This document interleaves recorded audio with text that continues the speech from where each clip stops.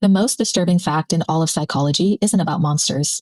It's about you. Under the right conditions, ordinary, decent people, people exactly like you, will do things they'd swear they'd never do.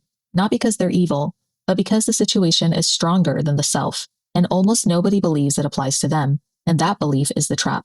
We like to think that character is fixed, that a good person stays good no matter the room they're in. Decades of research say the opposite. Behavior is shaped far more by circumstance than by character. Put a good person in a bad system, and the system usually wins. By the end of this, you'll understand the exact conditions that turn normal people cruel, and the one quiet act that breaks the spell that a tiny minority always finds. Start with the most famous experiment in psychology. Volunteers were told to deliver electric shocks to another person, escalating, dangerous, and eventually labeled as lethal, every time that person answered a question wrong. A man in a lab coat simply said, "The experiment requires that you continue. No threats, no weapons, just calm authority." Researchers expected almost no one to go to the end. Psychiatrists predicted maybe 1 in 1,000. The real number was close to 2 in 3. A clear majority of ordinary people delivered what they believed were potentially lethal shocks to a screaming stranger, because a polite authority figure told them to keep going. They weren't sadists. Many were sweating, shaking, begging to stop, and they continued anyway. That's the key. They didn't want to. They felt it was wrong. But the presence of an authority who took responsibility was enough to override their conscience. Once somebody else owns the decision, your own moral brake quietly disengages. You become, in your own mind, just the hand on the switch, not the person responsible for what it does. And it doesn't take a lab coat. It takes the symbol of authority. Studies found people would follow strange instructions from a stranger far more often if that stranger simply wore a uniform. The uniform does the work. We're wired to defer to perceived authority so deeply that the costume alone can switch off our judgment. Now layer on a second force, even quieter and even stronger: conformity. In a classic study, people were asked an almost insultingly easy question: which of these lines is longest? Obvious. But they were in a room of others who, one by one, confidently gave the same wrong answer. Those others were in on it. And a huge share of people, hearing everyone around them give an answer they could see was wrong, gave the wrong answer too, against the evidence of their own eyes. Some did it to fit in, but others, and this is the eerie part, actually started to doubt their own perception. The group didn't just pressure them, it rewrote what they believed they saw. Think about how powerful that is. The longest line was obvious. There was no punishment for being right. And still, the simple weight of everyone else's agreement bent people away from a truth sitting right in front of them.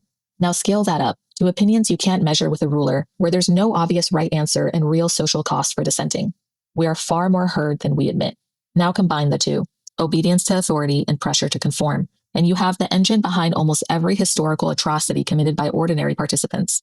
Not a nation of monsters, a nation of people each individually deferring to authority, conforming to those around them, and assuming someone else held the moral responsibility. Evil, at scale, is mostly bureaucratic. It's people doing their small part and not looking up.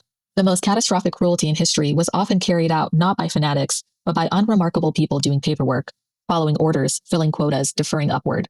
The horror isn't that they were inhuman, it's that they were ordinary, and ordinary was enough. There's a mechanism underneath this called de-individuation. When you're part of a group, anonymous, your sense of personal identity and personal responsibility dissolved into the crowd. People will do in a mob what they'd never do alone, because the I that holds values has temporarily gone quiet. This is why crowds riot, why anonymous people online are crueler, and why a uniform in a group can unmake a gentle person. And that one has teeth today. Online, you are anonymous, surrounded by a crowd, and responsibility is diffused across thousands. It's a perfect de-individuation machine.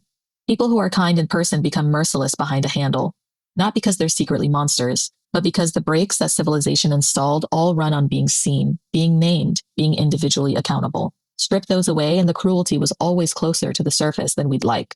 And here's a darker turn. We don't only obey and conform, we justify.